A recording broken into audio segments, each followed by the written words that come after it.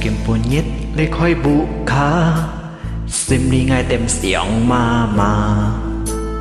tèo chút ăn và đi khói mà kỳ giá biong sim hà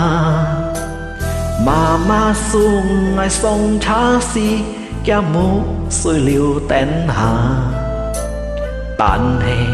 ngày bùi liêu chón chen ngày khách này đi khỏi mà anh dàn ngày ly khói bụ khá anh xong cho ni khòn mà suy dàn anh xong cho khòn mà ngày giá biong sim hà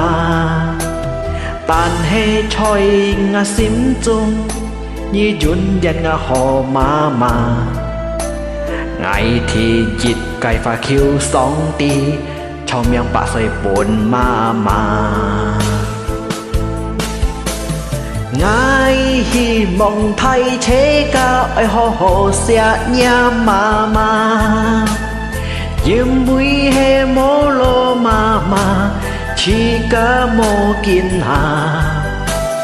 chỉ ca chiến xịt ơi phun min chui thay cái ơi hè mà mô dịch sân nhân lý khói heo phui mô xe tô mà trời sẽ song chui chúng nhau chiều hè dịch cha hôm mà tuy chỉ ca dịch sen cây oi dùn dàn mô biong hà kín hà hàn diệu kỳ phui buồn mà khỏi gì mà mô tên mô xuôi kiến liêu chẳng thay sáng hem mà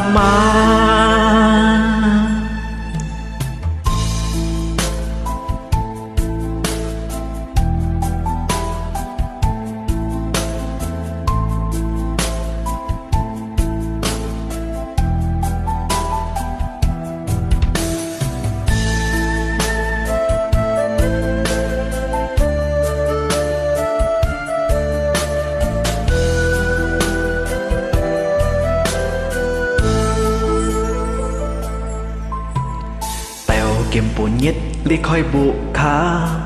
xin mi ngay tem xiềng mà tèo chút ăn và đi khói mà kỳ giá biong sim hà mà xuống ngay sông chá si kia mũ suy liều tên hà tàn hè ngày bùi liêu chón chen ngày khách này đi khỏi mà anh dàn ngày ly khói bụ khá anh xong tròn hì khòn mà suy dàn anh xong tròn khòn mà ngày giá biong sim hà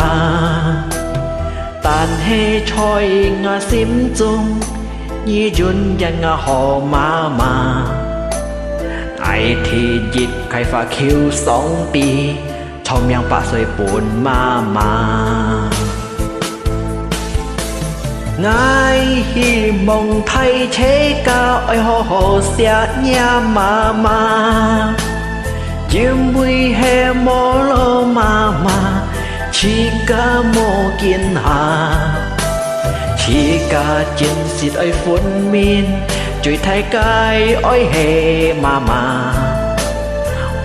mô dịch sân nhân lý khói heo phui mô xe tô mà trời sẽ song chui chúng nhau chiều hè dịch cha ho mà tuy chỉ ca dịch sen cây oi dùn dàn mô biong hà kín hà hàn diệu kỳ phui buồn mà khỏi gì mà mô tên mô xuôi kiến liêu chạy thai sáng hem mà